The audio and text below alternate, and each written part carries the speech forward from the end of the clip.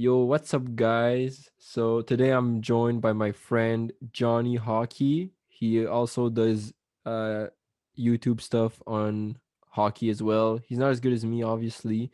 You can go check out his channel. I'll put it in the description.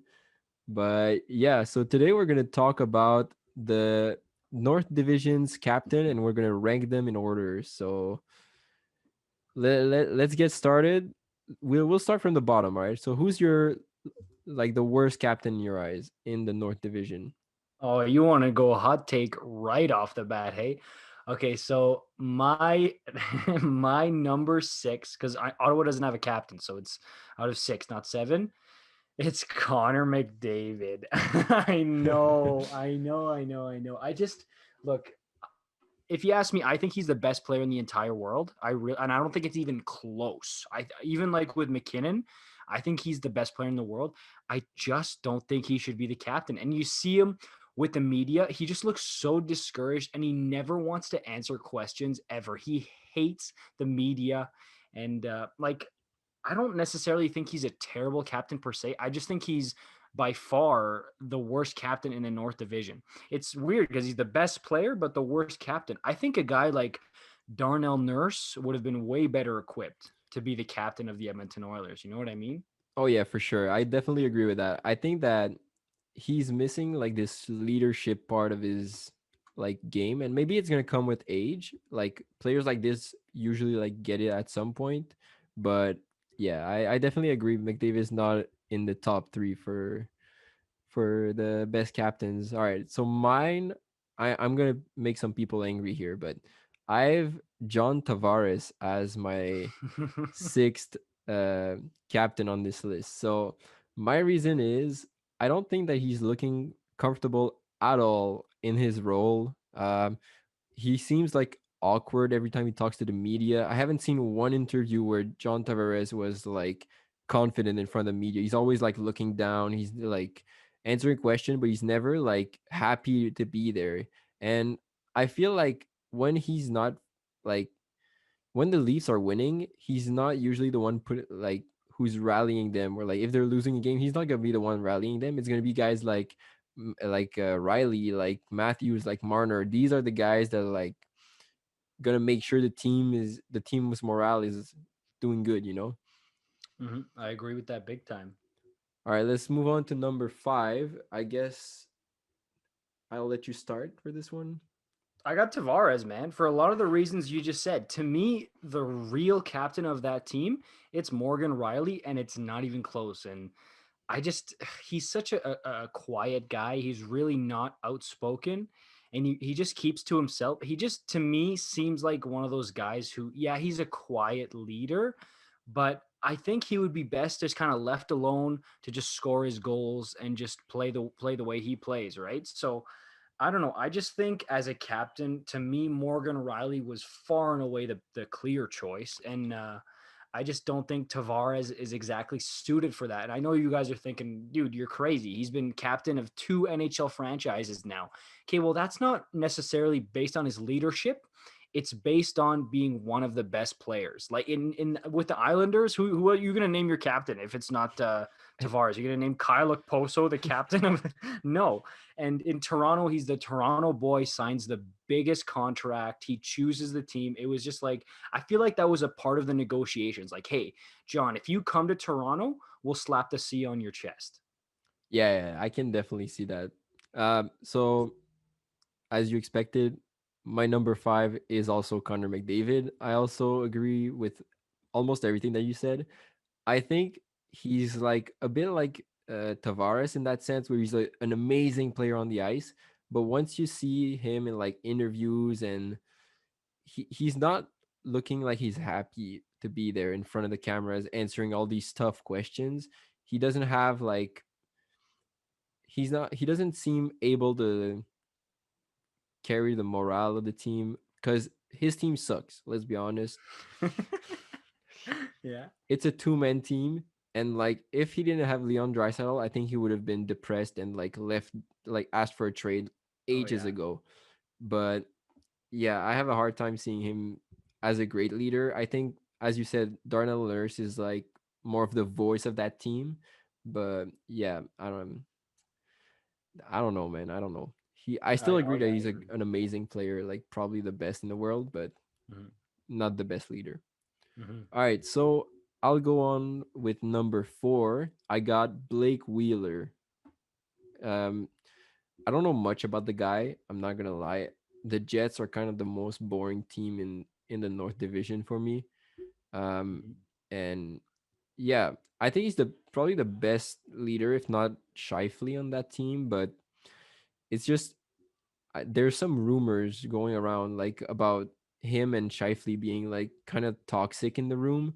Like we've heard it with Laine, we've heard it with who do you say, like Trouba Trouba. and Evander Kane. Yeah, so like when three guys in your team say like the atmosphere in the room is toxic, you must not be the best leader. But on the ice and like he's always the guy talking to the referees. He's always making sure his team stays up. Like even if the relationship with Laine was toxic, like even if Laine scores in his own goal, he's still gonna be the one like comforting him, saying, "Yeah, it's all right, man. It happens to everybody."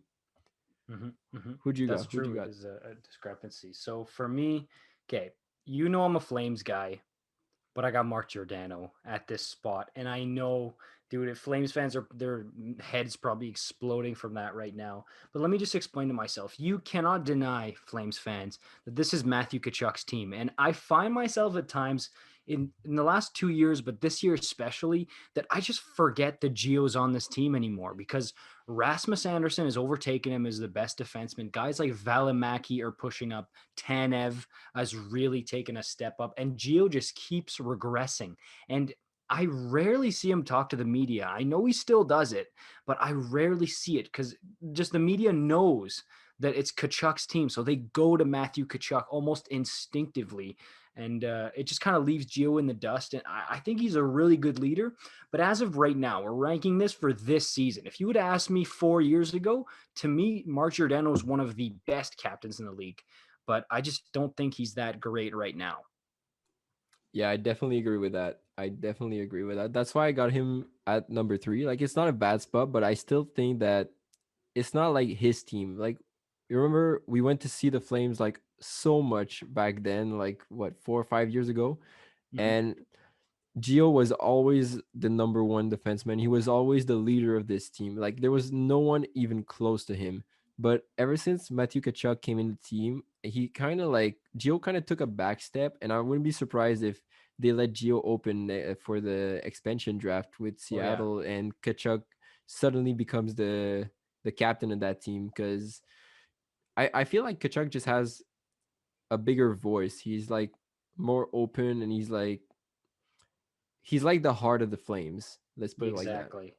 Exactly. And I mean, I'll go through it here because we've been kind of swapping.